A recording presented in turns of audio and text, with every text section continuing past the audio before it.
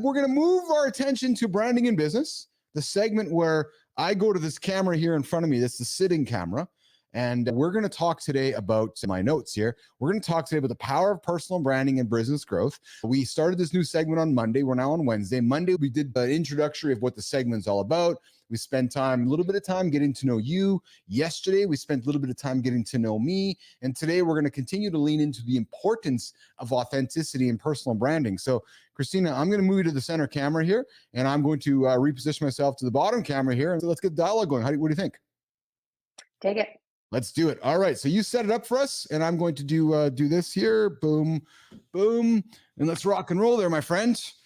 I think we hear the word authenticity a lot, and some might argue that it's overused. Yeah. It's like resilience. These are big words with big concepts behind them that when they're overused, it takes away the meaning that they have. So let's not think about the word authenticity. Let's think about what does that word represent? And that word represents you, Yes. the essence of you, who you are, what you're about. And this stat is not surprising by any means, but 86% of consumers say that authenticity is a key factor when deciding which brands to support. What does that mean, though? When you think about authenticity in brands that you're supporting, people that you're supporting, Keith, in your own experience, talk to me a little bit about authenticity in that sense. And why do you think that's so critical for people? It's interesting, Kristina, because in many ways, does it not bring it back to the conversation today around relatability and being real? Right. Yeah, Like, and totally.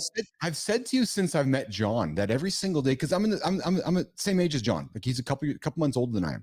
So we grew up in the Both same born in era. the 1930s. Yeah, exactly. Yeah, exactly. So same era. He's 2 months older than I am, but we're in the same peer group.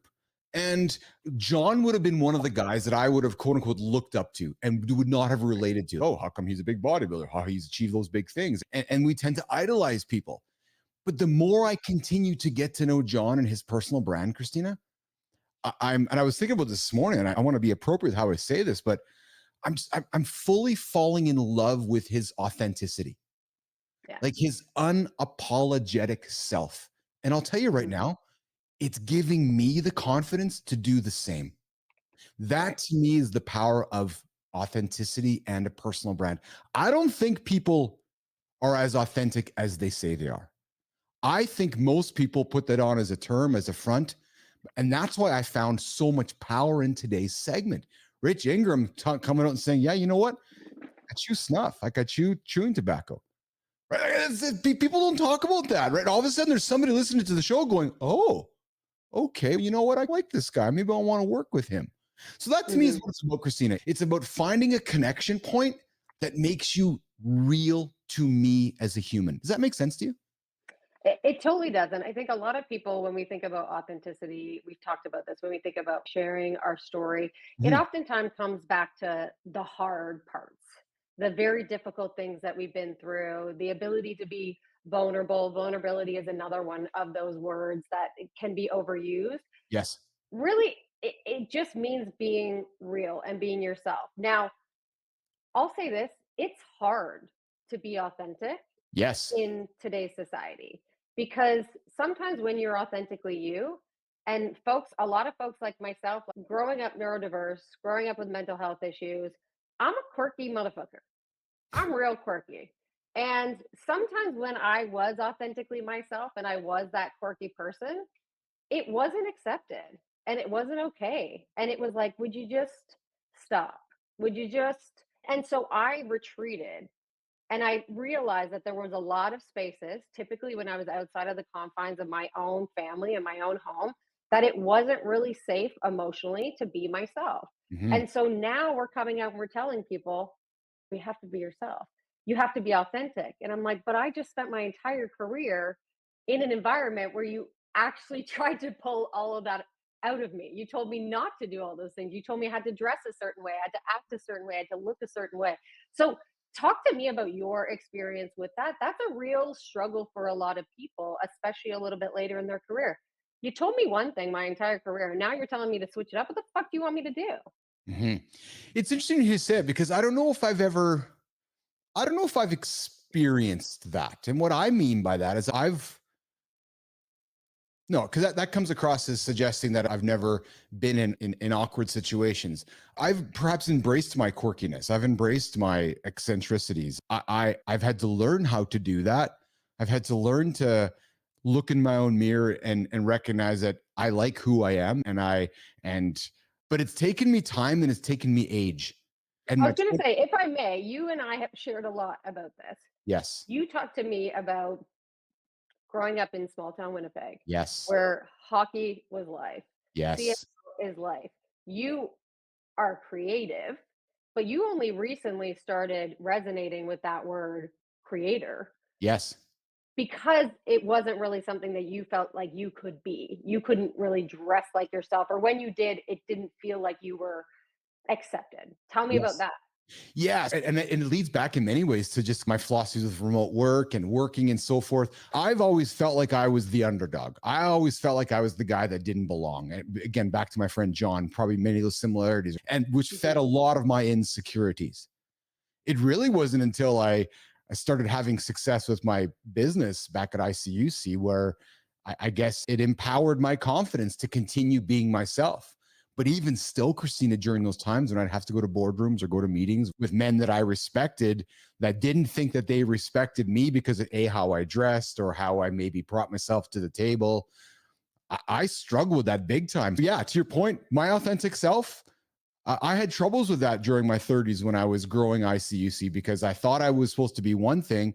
I'm telling you right now, Kristina, it wasn't until the pandemic when I felt like the whole world was even. I'm like, oh yeah, because I'm good at Mm. this thing. I'm good at this working from home camera thing. This is my authentic self. What now is my authentic self? Put me into a boardroom with a bunch of suits. Oh my God, I'm an uncomfortable turtle in a shell. Yeah, and I think that's the interesting part because one, you have to know your authentic self. Yes. And a lot of us, that has been pushed down or beaten out of us for metaphorically for many years and decades. So it takes time to really discover, fuck, who Yes. am I actually? Like I've told you my story. I needed to talk to AI to see outside of myself to get a third party perspective. I'm like, who the fuck am I after all these years? So there's that. You have to know who yourself is. The second part though is being comfortable with that and accepting that person in all facets. And then the other part is really being comfortable showing up as yourself in situations where you might be an outlier. Hmm. I always say like I am like in the land of misfit toys. Like when I show up to an event and I'm with people that grew up in the same suburb that I did, that lived a very different life than I've lived, I don't really feel comfortable. I don't really have much to contribute because we're so different. It's a totally different thing to show up and say like, "Here I am, world, fucking take it. I don't care if you don't like it, screw off." I think part of the power of building a personal brand, and now you have shared with me this, Kristina, is getting to a point, and I'm glad you're working towards this concept of the no fucks era. Mm, Because for me, when I fully accepted not caring what anybody else thought, is when magic happened for me and my human, and magic mm, happened for my authentic self. Right, going upstairs, putting my tank top on, coming down and being teased by my friends. I don't give a fuck. Like, yeah, mm, I'm not as big as John, but that's not the point. It's the point of, yeah, I wanted to put this on and have some fun with my friends, right? Or I was mhm, going to college back in the days, putting on one red shoe and one black shoe. And at the time, I was like, that's cool to me. People would tease me, and I would go home and I would stress about it. But now and I think it's part of it's an age thing, Kristina. But the moment you can accept this, I don't care what the rest of the world is thinking, like that's a mhm. really magical place to be in because that's when I really believe you can authentically say, like I did a couple of days ago, no, or you can authentically say, yeah, let's get into that. But Mm. it all leads with curiosity, I think, and it leads with accepting what you do and don't like about yourself.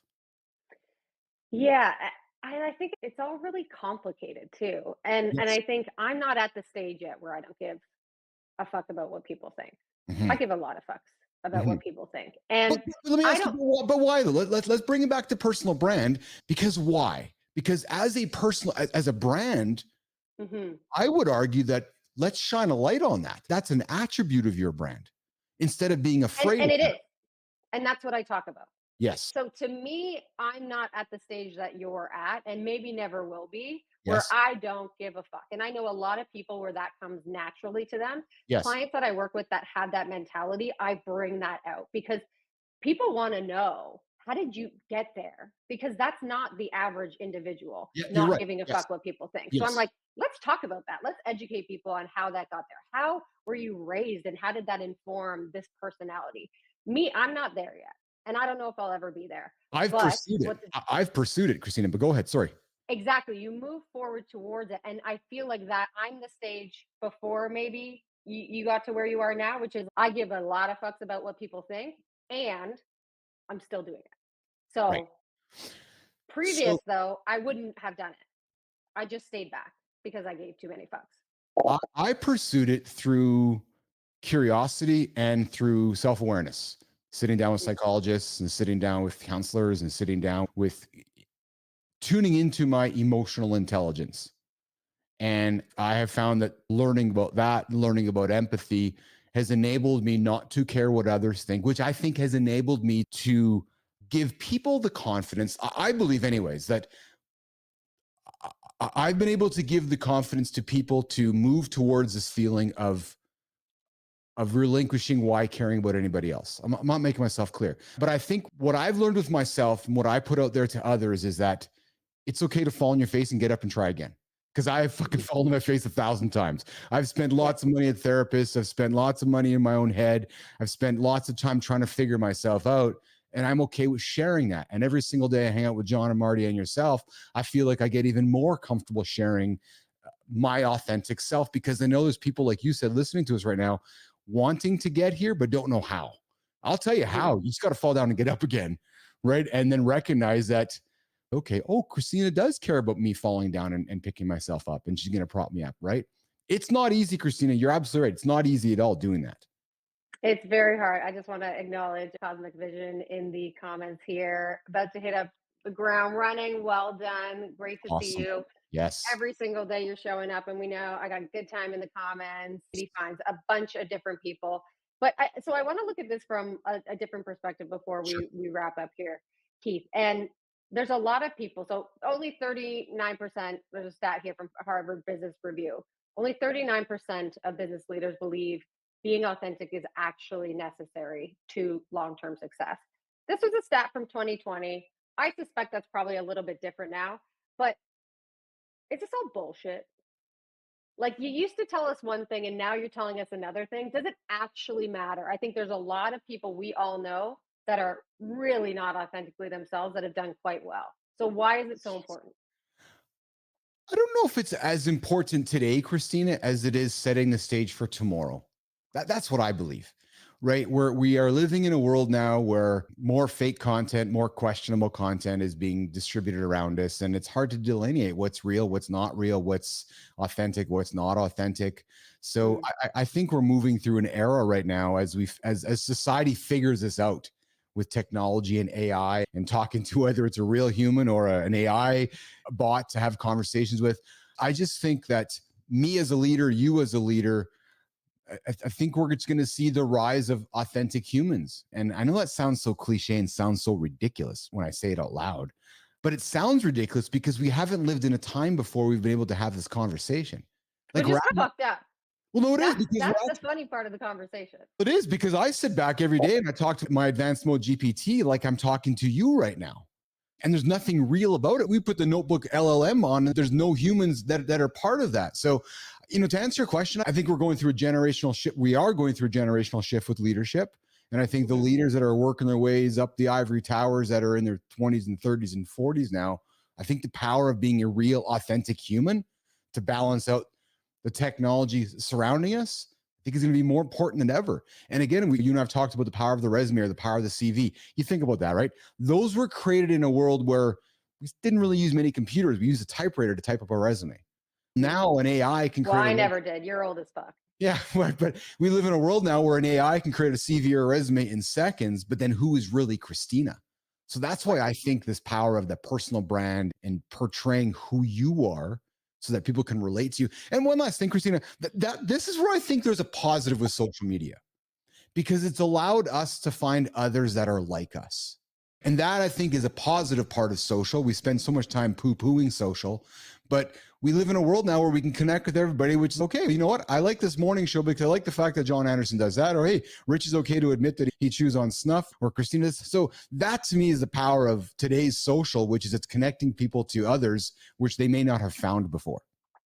Yeah, and quite frankly, if you're not showing up as yourself, you are going to attract people that are like the person that you're playing versus the person you actually are. And so Oh, that becomes this perpetuating idea that now you're surrounding yourself with people that are actually reflective of this persona you've created. But what about, do you think that it actually can hurt you? So do you think that you can go overboard? Do you think that there's a balance? I don't even believe in balance. I believe in blend. But do you think that there's a point at which people are like, okay, we get it? Maybe not all of it. I I don't know if that exists on our show, though. yeah, but I don't know. So I'll reference two humans, and I know we're working towards wrapping it up here, Christina. I don't know if we have to look any further than Tiger Woods. Many Mm, years ago, he went through his experiences with his infidelity situation, mhm. and we have to look no further than former President Donald Trump. Like, very authentic human beings as we've learned about them. Has society shunned them? No. Mm. Society has continued to accept them. I'm not saying right or wrong. I'm just stating a fact that I think that there is a lot of value in being your true, authentic self and letting the people find you that care about that and accept that. If there's anything that I've learned as I've grown up, Christina, it's taken me a long time to Mhm. grow up, is the power of grace, is the power of acceptance, is the power of curiosity, and the power Mhm. of asking more questions, right? Because then I don't think you can ever be transparent enough. Because then that just makes me want to learn more about you and make me want to lean more into you. And that to me is magic. I really believe that. Yeah, and I think my head goes to one, those were two men. And of course, this Mhm, is a show for men. But I do feel like there is, and powerful, affluent, mhm, pro athlete. mhm. So I do think there's a level of forgiveness that we provide people writ large as a society Yes. that are able to have that level of privilege. We grant them acceptances in ways that we don't and wouldn't otherwise. So I think that's a reality. But knowing that this is a That's a fair show point. for men, not everyone has permission to be their authentic self Well, in all ways either.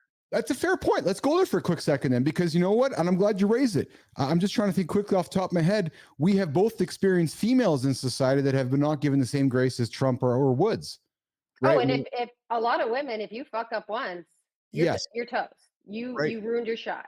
I'm trying to cook and think off the top of my head, but let's think of like an actress like Amanda Bynes, or right now Christina Aguilera is getting dragged through the mud because she's managing her body weight, and apparently she's been on Ozempic and so forth. Where who cares? Good for her. If that's what's going to help her be comfortable with herself, and that's fine. So you raise a very valid point, Christina. I'm glad you did that. It appears that society is quick to accept perhaps male authenticity. I don't know, just throwing it out there. Maybe we're less to adapt female authenticity because we are still quick to judge. Christina.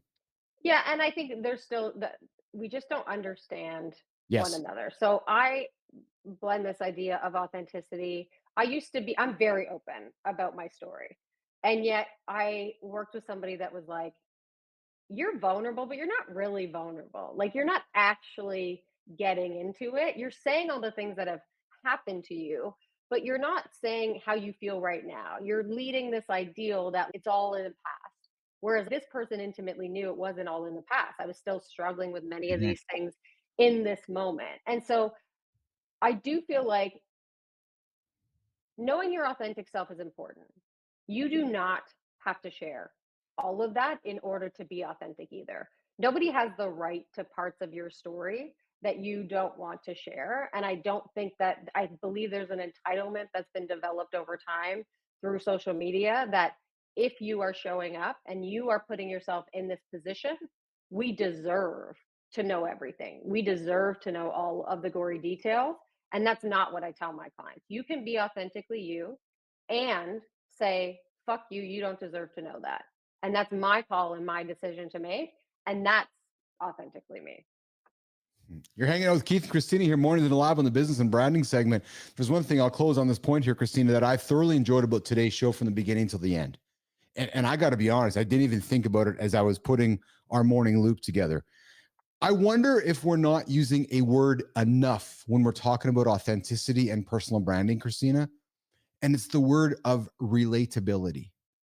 Mhm. Because if I'm trying to convince you to buy something from me or to convince you to be a part of my community, in other words, like the business side of things, I'm trying to find a relatable concept, right? And maybe that's what we need to spend more time on as humans when we're building authenticity or building personal brands, leaning into this idea of, oh, so what you're actually saying is you want to be relatable to me. Yeah, I actually enjoy my cigar.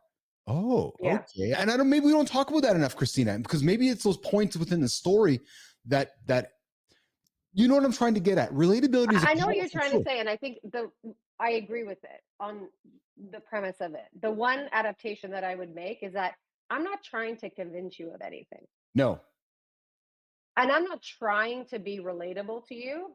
The idea to me, the definition of authenticity is I don't have to convince you. It's not my responsibility. no. If I'm showing up, I'm being myself, I believe that I have value to offer, and I am trying to connect with people and relate to people that I think will benefit from the value that I have to offer, then I'm doing my job. I don't have to convince you of anything. I need to make sure that I'm clear on who I am, so I'm attracting the right people and repelling those that aren't. The funny thing is that as we wrap up here, you don't need to convince me. You need to look in the mirror and convince yourself. That Always. is the power of the authentic, relatable human. That if you can look in the mirror and convince yourself that you are who you are and you're proud of who you are, you get out there in the world and you don't got to convince anybody because you're like, fuck it, this is me. And I know There is Christine, no greater lesson in life that I have learned. I've been and have had psychiatrists since I was 12 years old. I've learned more about myself building my personal brand and writing online than all of those years combined mhm, because it forces you to really take a look inward in a different way. And for me it was showing up and saying, do you actually think that you're worth anything? Do you actually think you're valuable? Because selling something and trying to convince people versus knowing innately that what you have to offer is valuable are two very different things. So yes, that's also the power of this work. It's not just, yes, build a brand, build an asset, but in doing so, my hope for people is that they build a deep understanding with themselves that they are worthy, their perspectives are worthy, and what they have to offer is really valuable to a certain subset of people. And because of that connection is really important. So you need to be yourself to attract those folks.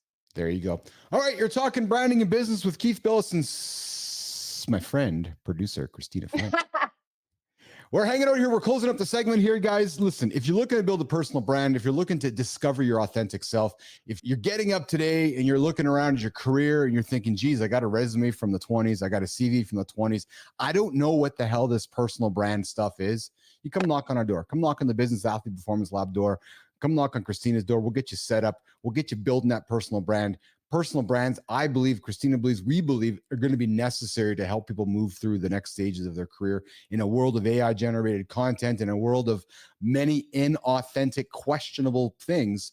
Being real is more powerful than ever. Kristina, we're done here today. We've rocked and rolled over our 2-hour show. Let's get after it. We're going to get into post production and we're back tomorrow. Tomorrow's Thursday. Who do we got tomorrow on the show?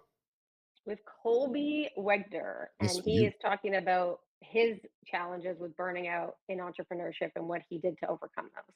Awesome. Today, mind games, how to train your mind for endurance with Keith, Kristina, Marty, John, Rich Ingram, and our friend Robbie Brighton. Join us from London today. Good times, seasonal humidor, fit presenter. We got Cosmic Vision. We got Adam. We got a bunch of people joining us this morning. I appreciate all of you guys. Solar We'll see you guys all tomorrow morning. Mornings in the lab, 8 o'clock Eastern time. The only place to help you guys achieve your big, audacious goals. And here's the sound effect to walk us out of the studio. See you, Tina. Later.